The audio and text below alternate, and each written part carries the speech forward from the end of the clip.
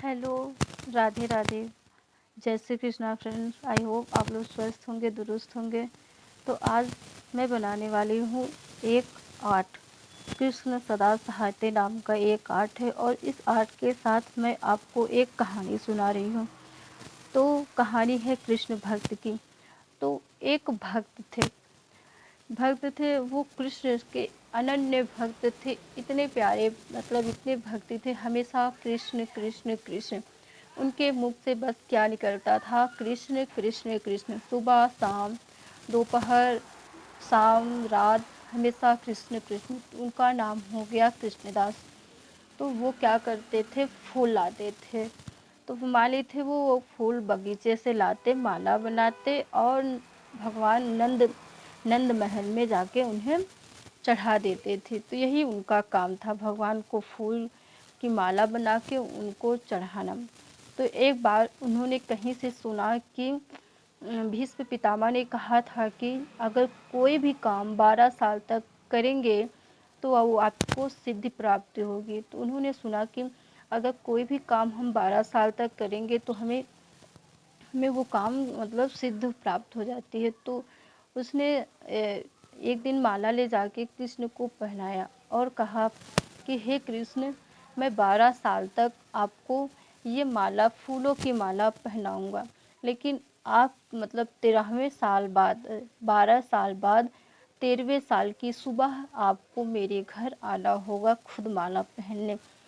तो यह करके वो चले गए। तो ऐसे वो रोज़ आते एक फूलों की माला लेके और कृष्ण जी के कान में बोलते, कृष्ण कान्हा, एक दिन बीत गया। तो अब बच्चे 11 मतलब 12 साल में एक दिन कम हो गया। तो ऐसे ऐसे रोज़ बिना एक दिन गैप किए रोज़ वो कृष्ण के लिए माला बनाते और उनके जाके नंद महल में जाके उनको चढ़ा के आते, मतलब पहना देते। ऐसे 1 साल बीत गया। तो 1 साल बीतने के बाद उन्होंने कान्हा से कहा, कान्हा 1 साल बीत गया, याद है ना कि 13वें साल की सुबह आपको आना है। ऐसे वो आंधी होती, तूफान आता, चाहे जो होता, वो बिना गैप किए पूरी साल बीतते जा रहे थे। अगर तो मतलब जाते कहते, कान्हा 5 साल बीत गए, याद है ना, तुम्हें आना होगा। तो ऐसे ऐसे करके जब 13वीं साल की 12वीं साल की एकदम लास्ट वाली नाइट आई तो उन्होंने कान्हा के कान में कहा, कान्हा, आज मेरा 12 साल पूर्ण हो गया। अब कल से 13वीं साल, कल मतलब 13वां साल है और आपको आना होगा। तो ये कह के वो चले गए। तो ऐसा ही होता है कि मतलब अगर हम किसी की भक्ति करते हैं, मतलब किसी से प्यार करते हैं तो उन पे हक जताते हैं।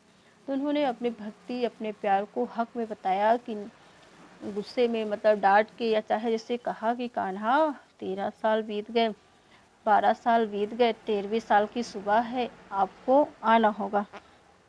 तो 13वें साल आना पड़ेगा। तो इसके बाद क्या हुआ, तो वो गए और तैयारी करने लगे। तैयारी रात भर मतलब वो करके उन्होंने बनाया खाना वाना, तैयारी वारी, पूरे घर को सजाया, 56 भोग लगाए। उन्होंने ये सोचा कि अगर कान्हा आएंगे तो अकेले, ऐसा है नहीं कि कान्हा अकेले आएंगे, वो तो अपनी गोपियों के साथ आएंगे, राधा रानी भी आएंगी। तो उन्होंने इतनी धूमधाम से तैयारी की कि उन्हें पूरा विश्वास था कि कान्हा आएंगे। तो यही बात है कि इसके बाद पूरी तैयारी कराई और सुबह का पहर बीत गया, मतलब एक पहर बीत गया, लेकिन कान्हा नहीं आए। उन्होंने कहा चलो ठीक है, कोई बात नहीं, अगर मतलब मंदिर में भीड़ होगी, भगवान सबकी सुन रहे हैं, इसीलिए नहीं आए। तो थोड़ा 1 आध घंटा बीता। ऐसे उन्होंने सोचा कि कान्हा ये काम करेंगे, इतने सारे भक्त हैं, सबकी सुन रहे होंगे, चलो अभी दोपहर में आ जाएंगे। तो दोपहर भी बीत गई। दोपहर को उन्होंने कहा, अरे कान्हा के खाने का टाइम हो गया होगा।